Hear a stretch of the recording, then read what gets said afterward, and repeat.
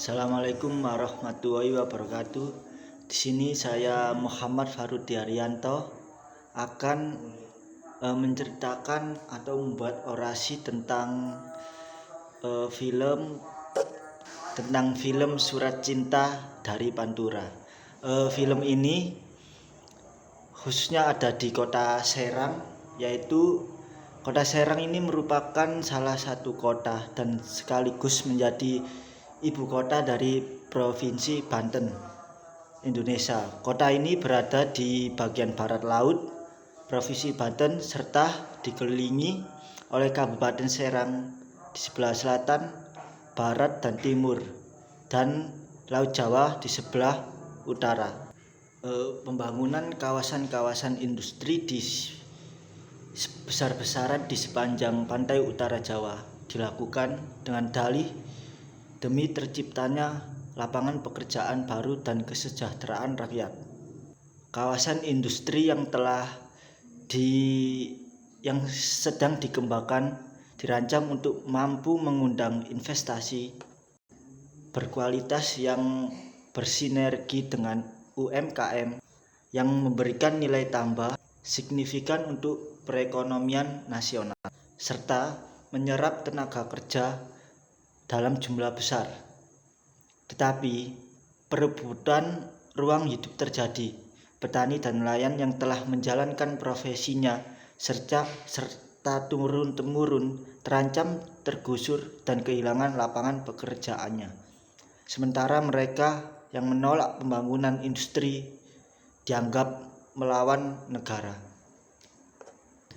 Salah satu contohnya peternak yang sudah 15 tahun menggarap tambak, dan baru kali ini peternak tersebut merasa cemas dengan pekerjaannya karena 2,5 hektar tambak yang sedang digarapnya masuk dalam rencana pengembangan kawasan industri utara. Total ada 400 hektar tambak di Kecamatan Kasemen, Serang yang akan dialih fungsikan menjadi kawasan industri. Hampir seluruh tambak di sana dikelola oleh para penggarap dengan sistem bagi hasil atau sewa karena bukan pemilik lahan penggarap. Selain Kecamatan Kasemen, ada juga 1.000 hektar lahan pertanian kering di Kecamatan Walantaka yang akan dialihfungsikan menjadi zona industri dan kawasan pendukung seperti perumahan. Sebelumnya, ekspansi industri warga Indramayu terlebih dulu merasakan kerasnya kompetisi perubahan ruang hidup. Pembangkit listrik tenaga uap atau PLTU 1 Indramayu, PLTU yang beroperasi sejak tahun 2011.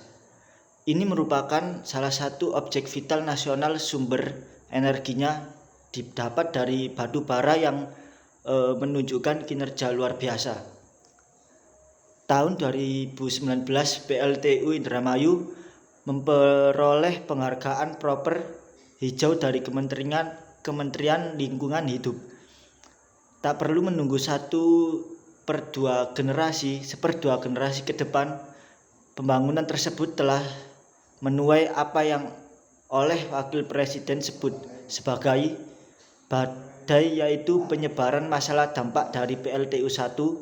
Debunya itu menyebar ke sawah. Sejak berdirinya PLTU 1 itu saja, kemerosotan masalah di bidang pertanian seperti kacang panjang maupun bawang, bahkan padi itu secara drastis turunnya itu sekitar 2 tahunan dari minimal 6 ton dan hasilnya tampak kuning.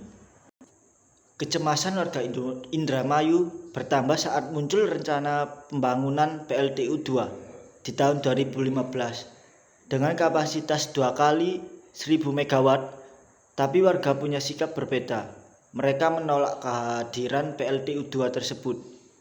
Maret 2015, warga membangun sebuah organisasi jaringan tanpa asap batu bara Indramayu atau Jatayu.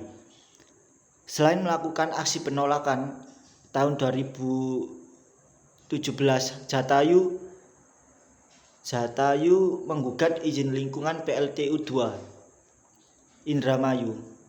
6 Desember 2017, warga memenangkan gugatan tersebut. Warga merayakan kemenangan dengan memasang bendera merah putih di lahan desa tersebut. 150 meter dari PLTU 1, keesokan harinya desa digegerkan dengan temuan bendera dalam posisi terbalik. Untuk kejadian itu 3 orang warga ditangkap polisi, salah satunya Sawin yang mendapat hukuman kurungan 6 bulan penjara. Bukan hanya diabaikan, warga yang menolak dengan mudah akan dipidanakan. Bagi industri, potensi ekonomi lebih banyak dibicarakan dibanding potensi bencana. Ironisnya, bencana yang kemudian muncul akibat operasional industri terlanjur dianggap lazim di Indonesia. Kilang minyak milik Pertamina RU6 Balongan di Indramayu, Jawa Barat meledak dan juga terbakar pada Senin dini hari pukul 12 siang, dan sisa kobaran api itu masih menyala dengan kepulan asap pekat membumbung tinggi di area tempat kilang minyak. Kisah perebutan ruang hidup terjadi di Cirebon, Jawa Barat. Tak kurang dari 2.000 hektar disiapkan bagi pengembangan kawasan industri terpadu Cirebon. Warga Losari yang menurun menggantungkan hidupnya dari laut, tambak, dan pertanian kini tengah terancam kehadiran industri. Proses pembebasan lahan berjalan, spekulan dan calo tanam mulai berkeliaran. Ada kisah petambak yang mendapat ancaman sehingga beliau terpaksa menerima uang sejumlah 64 juta sebagai uang muka penjualan 4 hektar tambak miliknya.